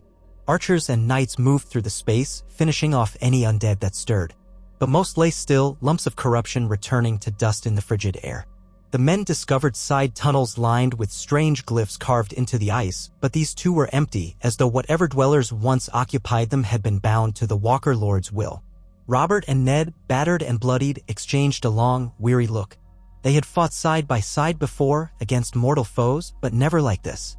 Never in a domain of living ice, never facing an ancient evil that threatened to snuff out all life. Some of the men sank to the ground in disbelief or relief, offering prayers to any gods who would listen. Tormund spat, wiping blood from his beard, muttering about how he wished he could celebrate with a barrel of mead. Bran gazed at the walls, half in a daze. He felt the presence of the old gods receding, but not abandoning him. Rather, they left him with a gentle warmth in his chest, as if reminding him he was never truly alone. He blinked away tears. All around him, the men began to realize the significance of what they had done. They had reached the heart of the White Walker's domain and destroyed their strongest champion, the source that had driven the undead hordes. The cold that once clung to the corners of the cavern seemed to lift, or at least subside. Even Melisandre, swaying on her feet, breathed a soft word of thanks to her Lord of Light. Though the cost had been terrible, scores of men lay dead or dying, their blood staining the ice, the living had struck a mortal blow against the White Walkers. If any lingered in the far corners of the north, they were now leaderless remnants, without the binding will that had threatened to plunge the realm into an endless winter. Wordlessly, King Robert clasped Ned's arm in solidarity. They had come such a long way from King's Landing and the intrigues of courts. Now, drenched in sweat and blood beneath the land of always winter, they stood at the edge of the impossible and, against all odds, prevailed. Days later, the battered host emerged from the canyon, slowly climbing back up the rope lines to the surface. The bodies of the fallen were carried up as well, or laid to rest in the icy depths if recovery was impossible. Men's faces, gaunt and drawn, showed both sorrow for their comrades and an overwhelming relief. Once the last living soldier cleared the rim, Tormund oversaw the destruction of the ropes. "No one should ever go down there again," he said gruffly. "That place needs to stay buried." The battered survivors agreed. The weather was already changing. Though the wind still held a sharp edge, the sun peeked through the clouds more often, reflecting on the snow with dazzling brightness. As the host made its slow journey south, Bran felt something shift in the air. He couldn't quite name it, less a physical warmth than a release of tension. The wildlings, no longer hounded by the undead, traveled alongside the southern knights, sharing food, exchanging jokes in halting accents. Ghost padded near Jon, who limped from his injuries but wore a determined expression. Ned and Robert rode in conversation, occasionally letting out tired laughs. The realm had suffered unimaginable losses, but it had survived. And in that survival, a new unity was forged, one not based on the rule of a single crown alone, but on the shared memory of standing against oblivion. When at last they reached Castle Black, cheers erupted from the men who had been left behind. The battered victors carried grim trophies, shards of ice from shattered White Walkers, strange relics gleamed from that frozen fortress. But more than trophies, they carried the knowledge that the White Walkers' power was broken. The Night's Watch erupted into toasts, though they remembered to honor the dead whose sacrifice made the victory possible. Ravens were dispatched to every corner of Westeros. The messages were simple but momentous. The White Walkers have been defeated. The realm is safe. It took weeks for King Robert to recover enough to ride south. In the meantime, Ned Stark, Jon Snow, Jeor Mormont, and other leaders of the Watch finalized treaties with the wildlings who had fought beside them. Some free folk wished to settle in the Giftlands south of the Wall to avoid returning to the harsh wastes. The king approved, proclaiming that any who had stood against the White Walkers were allies of the realm. This caused a stir among the more traditional lords, but none dared openly object after what they had witnessed. They saw the bigger picture now. Petty animosities seemed meaningless next to the specter of the Long Night. When King Robert finally rode south, Ned rode beside him, accompanied by a procession of lords and knights from all the 7 kingdoms. Bran traveled in his wagon while the bulk of the host dispersed to their respective homelands. The North remained vigilant. The Night's Watch pledged anew to guard against any lingering threats. But, in truth, the great darkness had been driven back to whatever slumbered beyond mortal reach. As they passed Winterfell on their way home, Ned insisted on hosting the king for a final feast. Winterfell's courtyard, half-thawed by the warmer spring air, welcomed a pageantry of banners. The great hall rang with the sound of voices raised in both sorrowful remembrance and jubilation that life had prevailed. Benches filled with knights and wildlings alike, sharing ale and stories of the war against the dead. Sansa and Arya flitted about, wide-eyed at the returning heroes. Robb embraced his father fiercely, relieved that Ned had come home alive. Rickon, scarcely remembering the crisis but understanding the gravity from the hushed talk among the adults, clung to Bran and asked if the monsters were truly gone. Bran reassured him as best he could, though a small part of him wondered if any evil ever vanished entirely. Robert, for his part, sat in a place of honor near the hearth, hand bandaged, a slight tremor in his arm. But his laughter boomed as he drank with Ned. Gods, who would have imagined it? Me, you, all the lords facing a damn army of the dead. I'll tell you this, old friend, I've never been prouder of our realm. If only Jon Arryn could have seen it. His expression clouded at the mention of their old mentor, but then he shook his head. We did what we had to do. And we did it together. That's a victory no one can take from us. Ned nodded, a small smile lifting the corners of his mouth. After the feast, as the king's retinue prepared to continue south, Robert grasped Ned's hand on the steps of Winterfell's courtyard. You know, the throne still needs a hand. And after all this, I can think of no one better to help me rebuild this realm. We've got 1,000 wounds to mend, broken roads, empty fields, families torn apart. You saw how these houses came together. Let's use that to forge a peace that'll outlast us both. Ned hesitated, looking toward the great weirwood in Winterfell's Godswood. The tall tower silhouettes, the glimpses of his family. Once he would have refused, unwilling to leave the north. But times had changed. The White Walkers had taught him that the entire realm needed strong leadership and unity, lest some new threat find them fractured. If his presence in King's Landing could help maintain that unity, perhaps it was worth the burden. I'll serve, he said softly, if it means preserving the peace we've won at such cost. Robert let out a whoop of delight, clapping Ned on the back, though it made him wince at his bruised ribs.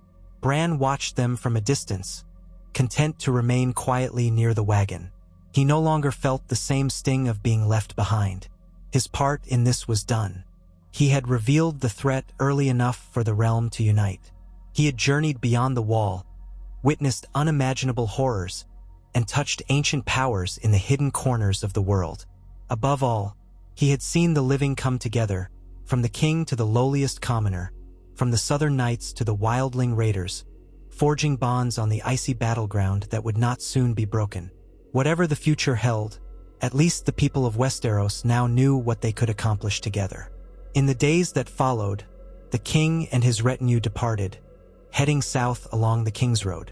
Tyrion Lannister joined them, scribbling notes for a grand account of the war against the dead. Knights from the Reach escorted supply wagons, ensuring the North would have enough provisions for the next winter. Lannister bannermen rode off west, carrying news of their part in the great victory. Even Dorne had representatives who returned to Sunspear with new respect for the biting cold of the far north. Westeros, once divided by grudges and ambitions, now possessed a shared story of survival against an otherworldly menace. Bran remained at Winterfell with his mother and siblings, cherishing the familiarity of home. He found small joys in the daily rhythms of castle life, though his dreams were changed. Sometimes he revisited that chamber of ice in nightmares, recalling the towering Walker Lord. But each time, he sensed the old gods watching over him, assuring him that the danger had passed. For now, the snows would melt, the trees would bud, and life would continue its cycle.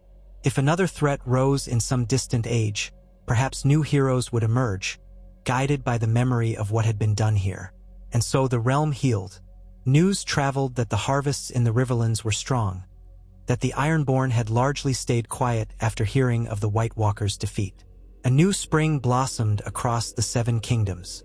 Though it took years to rebuild fully from the ravages of war, both the living's wars and the war against the dead, a spirit of cooperation endured longer than any peacetime in recent memory. When Robert Baratheon held tourneys in King's Landing, knights from every corner arrived not merely in hopes of winning glory, but to celebrate the unifying bond forged in the frozen north. Songs of the Great Knight were sung in the streets, telling how a crippled boy's warnings had roused the realm in time, how the king and the warden of the north had stood side by side, how a fiery sorceress and a bastard of the Watch had fought unnatural foes in caverns of ice. Sometimes, around the hearth fires, people asked if all White Walkers were truly gone. Old men shook their heads. Evil, once awakened, might slumber but rarely disappeared forever. Yet for the span of that generation, Westeros knew a reprieve from the threat of winter's terrors. The men of the Night's Watch maintained a keener vigilance, fewer in number but bolstered by the memory of the nights they stood with half the realm behind them, torches blazing on the wall. The wildlings, given new land and a fresh start, integrated into the fringes of northern life. A few skirmishes and tensions flared, but never a return to the old animosity. The shared memory of fighting side by side against an unearthly foe outweighed petty disputes more often than not. As for Bran Stark, he grew older, wiser, recognized as a boy touched by the old gods. When lords visited Winterfell, they sometimes bowed their heads in his presence, recalling tales of how his visions led the realm to salvation. Bran found it all a bit overwhelming. He continued to explore his gift quietly, rarely speaking of the crows and ravens that sometimes answered his silent call. He never again felt the same intensity of terror as he had in the land of always winter. Instead, he sensed that he had played his part in a grand cycle that the old gods had breathed through him to protect the living. He accepted that blessing with humility. Seasons turned. The scars of the undead war healed, but the legends did not fade. Children were raised on the story of the Long Night's return, how the North's dire warnings brought the realm together soon enough to avert catastrophe. Singers wove the narrative of how King Robert defied the cold with hammer blows, how Ned Stark's quiet honor shielded the North, how the bastard Jon Snow slew White Walkers with dragonglass and saved his brother's life in the final battle, how a boy who could not walk soared in his dreams to find the enemy's lair, and how all the houses set aside their differences to stand as one. Those songs carried the memory forward, reminding future generations that the true threat to the world was not petty lords or false kings, but the cold oblivion of an endless winter, and that even such a winter could be thrown back by united hearts. And so it was that Bran Stark's early revelations shaped the course of Westeros. By unveiling the threat of the White Walkers to Robert Baratheon before old wounds could fester into new conflicts, the realm found a chance to stand together. Though many fell, the living ultimately triumphed. The price was high, but the reward was continued life for the Seven Kingdoms, a realm that could look forward to the spring sun without the dread of an undead horde bearing down upon it. Above all, it was a testament to the power of unity. Out of fear and necessity, men overcame their divisions, and that alliance proved stronger than even the ancient powers of cold and death. When spring flowers finally bloomed across the green fields of the Reach and the Riverlands, men and women who had once known only the gloom of winter looked upon the blossoms with wonder. In Winterfell's courtyard, Bran rolled through on his wheeled chair, feeling the sun's gentle warmth on his face. Wolf pups frolicked at Arya's feet, while Sansa hummed a ballad about heroes in the snow. Catelyn oversaw the castle's preparations for the return of travelers from King's Landing. Life went on. That was the enduring victory. And in the Godwood, as the weirwood leaves rustled in a mild breeze, Bran closed his eyes and felt the old god's quiet presence. Beyond the wall, the ice had receded, and in the hidden depths of that canyon, the last fragments of the White Walker's dominion slept in shattered ruin. The realm was safe for now. Somewhere, perhaps, the echoes of that cold power remained, waiting for another age. But Bran did not dwell on it. He focused on the present, on the laughter in the yard and the possibility of a better future. The realm had faced the dead and lived, and though winter would come again in time, so too would the dawn.